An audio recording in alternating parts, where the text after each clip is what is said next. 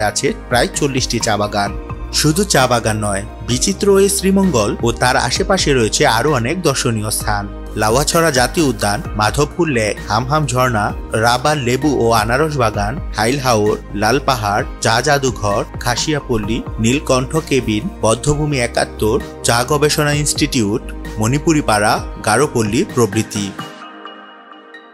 প্রকৃতির সান্নিধ্যে থাকার জন্য শ্রীমঙ্গলে রয়েছে বেশ কিছু ইকো ফ্রেন্ডলি রিসোর্ট। প্রাকৃতিক সৌন্দর্যকে ঠিক রেখে নাগরিক সব সুবিধা নিয়ে গড়ে উঠেছে এই রিসোর্টগুলো।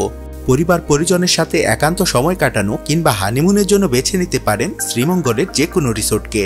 বৃষ্টি কিংবা কনকনে শীত অনুভব করতে বছরের যে কোনো সময় শ্রীমঙ্গল বেড়াতে আসতে পারেন।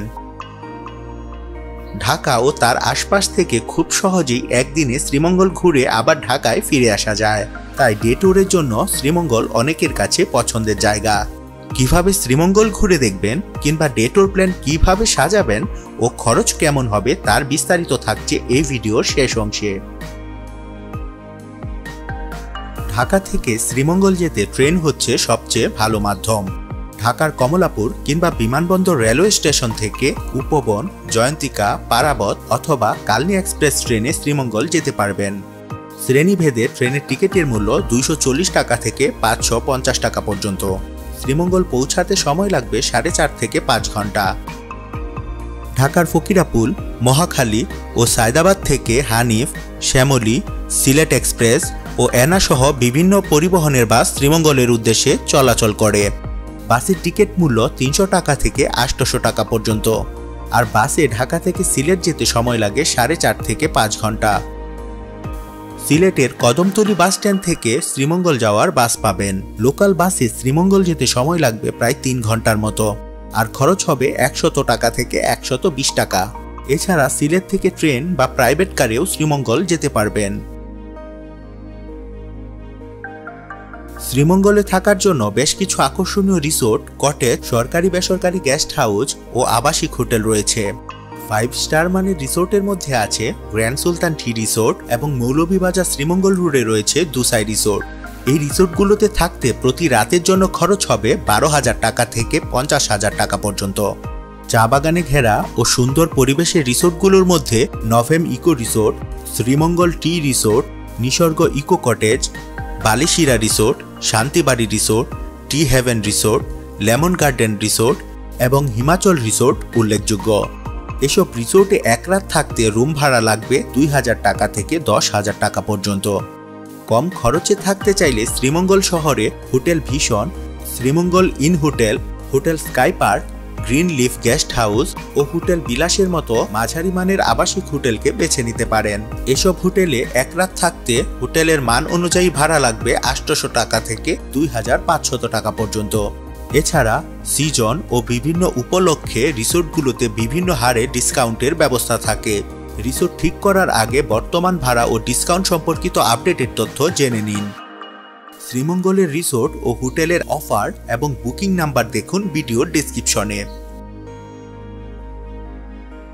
শ্রীমঙ্গল ট্যুর প্ল্যান কিভাবে সাজাবেন তা মূলত নির্ভর করবে আপনি কতদিন থাকবেন এবং কি কি জায়গা ঘুরে দেখতে চান। যদি সব জায়গা সময় নিয়ে ঘুরে দেখতে চান তাহলে অন্তত 2 দিন মিলিয়ে ঘুরে দেখলে ভালো লাগবে। বাজেট নিয়ে আপনার যদি কোনো সমস্যা না থাকে তাহলে পছন্দের যে কোনো রিসোর্টে 1 বা 2 দিন কাটিয়ে দিতে পারেন। রিসোর্টের চারপাশের প্রকৃতি দেখার পাশাপাশি আশেপাশের দর্শনীয় স্থানগুলো ঘুরে দেখুন নিজের মতো করে। আর একদিনে ঘুরে দেখতে চাইলে শ্রীমঙ্গলের কাছাকাছি প্রায় সব আকর্ষণীয় জায়গায় ঘুরে দেখা সম্ভব। শ্রীমঙ্গল দেখতে চাইলে সবচেয়ে ভালো হবে ঢাকা বা যে স্থান থেকে আসেন না কেন এমনভাবে রওনা দিন যেন ভোরে শ্রীমঙ্গল থাকতে পারেন। ঢাকা থেকে আসার ক্ষেত্রে রাতের উপবন ট্রেন কিংবা বাসে চলে আসুন। তবে ট্রেন বা বাসে আসলে ভোর রাতের দিকে আপনাকে শ্রীমঙ্গল নামিয়ে দেবে। এই ক্ষেত্রে সকাল হওয়া পর্যন্ত সময়টুকু কিভাবে কাটাবেন তা আপনাকে আগেই ঠিক করে নিতে হবে। শ্রীমঙ্গল এসে আপনার আগে থেকে ঠিক করা গাড়ি কিংবা প্রয়োজন অনুযায়ী সিএনজি, জিপ বা মাইক্রোবাস ঠিক করে নিন। সারাদিন ঘোরার জন্য সবচেয়ে ভালো হবে গাড়ি রিজার্ভ করে নেওয়া। সিএনজিতে সর্বোচ্চ 5 জন এবং জিপে করে 10 জন ঘুরে বেড়াতে পারবেন। সারাদিনের জন্য সিএনজি ভাড়া লাগবে 1200 টাকা থেকে 1500 টাকা পর্যন্ত। জিপ রিজার্ভ নিতে ভাড়া লাগবে 2000 টাকা থেকে 2500 টাকা পর্যন্ত। গাড়ি ঠিক করার আগেই কি ঘুরে দেখবেন, কিভাবে ঘুরে দেখবেন তা আলোচনা করে ভাড়ার ব্যাপারে দরদাম করে নিন। সকালে নাস্তা সেরে প্রথমেই রওনা দিন মাধবপুর লেকের উদ্দেশ্যে। শ্রীমঙ্গল থেকে মাধবপুরের দূরত্ব প্রায় 20 কিলোমিটার, যেতে সময় লাগবে প্রায় 1 ঘন্টা। শ্রীমঙ্গল শহর থেকে বের হওয়ার সাথে সাথেই দুপাশে মনোরম চা বাগানের দেখা মিলবে। গাড়ির চালককে বলে নিবেন নূরজাহান চা বাগানের ভেতর দিয়ে মাধবপুর লেকে নিয়ে যেতে, তাহলে যাওয়ার পথে চা বাগানের সৌন্দর্য দু চোখ ভরে উপভোগ করতে পারবেন। ইচ্ছে হলে চা বাগানে ডুব মারতেও মানা নেই এখানে। চারপাশে চা বাগান দেখতে দেখতে মাধবপুর লেকের কাছে চলে যাবেন। গাড়ি থেকে নেমে কিছুটা পায়ে হেঁটে চা বাগানে ঢাকা সবুজ পাহাড়ে ঘেরা অপূর্ব মাধবপুর লেকের দেখা পাবেন। লেকের পাশ দিয়ে হেঁটে বেড়ান কিছুক্ষণ, উঁচু টিলায় উঠে পুরো লেকের সুন্দর একটা দৃশ্য দেখতে পাবেন। এই অপরূপ সৌন্দর্যের রেশ অনেকদিন মনকে চাঙ্গা করে রাখবে। মাধবপুর লেকে ঘন্টা খানেক সময় কাটিয়ে চলে আসুন গাড়ির কাছে। এইবার চলে যান লাউয়াছড়া জাতীয় উদ্যান ঘুরে দেখতে। মাধবপুর লেক থেকে লাউয়াছড়া উদ্যানে যেতে 30 মিনিটের মতো সময় লাগবে। লাউয়াছড়া জাতীয় উদ্যান একটি সংরক্ষিত বনাঞ্চল। বর্তমানে বাংলাদেশের 10টি জাতীয় উদ্যানের মধ্যে লাউয়াছড়া অন্যতম। 250 হেক্টর আয়তনের এই উদ্যানে প্রায় 460 প্রজাতির দুর্লভ উদ্ভিদ ও প্রাণী রয়েছে। টিকিট কেটে প্রবেশ করুন এই উদ্যানে। ছাত্র ও ছোট বাচ্চাদের জন্য প্রবেশ টিকিটের মূল্য জনপ্রতি 20 টাকা। প্রাপ্তবয়স্ক দর্শনার্থীদের জন্য টিকিটের মূল্য জনপ্রতি 50 টাকা। বনের সৌন্দর্যকে আরও কাছ থেকে দেখার জন্য আধা ঘন্টা, 1 ঘন্টা ও 3 ঘন্টা 3টি ভিন্ন ভিন্ন ট্রেইল রয়েছে এখানে। ট্রেইল ঘুরতে যদি গাইড নিতে চান তবে এখানে 3 ক্যাটাগরির গাইড পাওয়া যায়। গাইড নিতে খরচ হবে 200 টাকা থেকে 600 টাকা।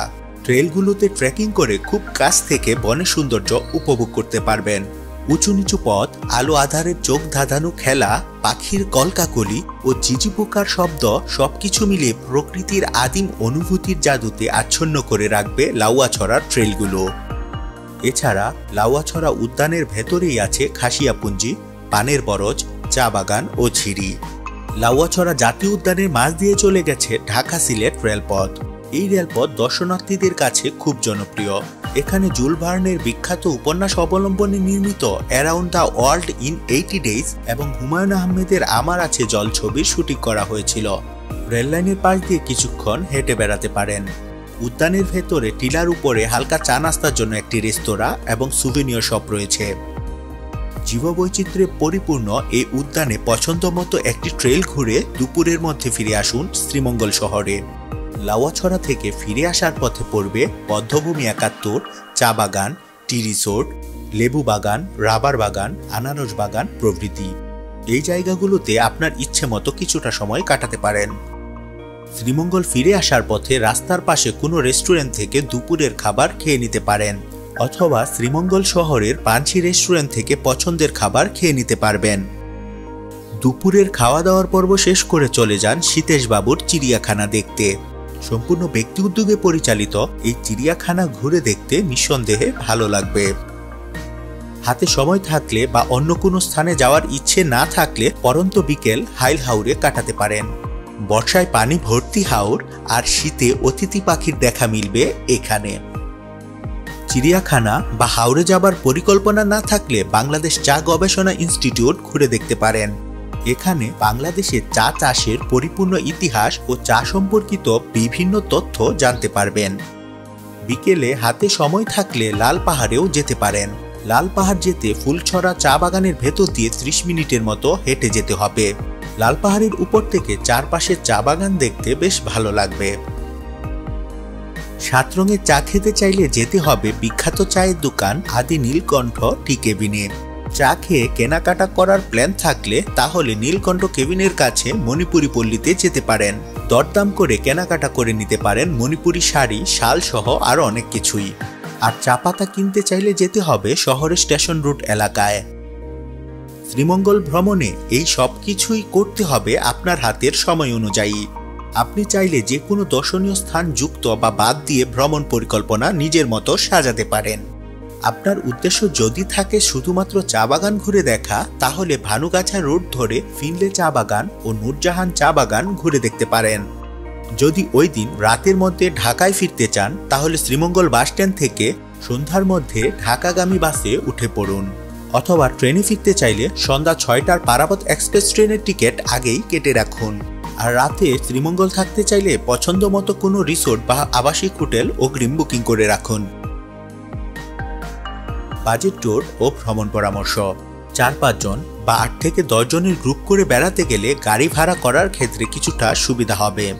হোটেলে থাকার ক্ষেত্রে দরদাম করে মধ্যম মানের হোটেলে রুম শেয়ার করে থাকুন। নন এসি বাস অথবা ট্রেনে সুবন চেয়ারে গেলে যাতায়াত খরচ কিছুটা কম হবে। ছুটির দিন বা পিক সিজন ছাড়া ভ্রমণ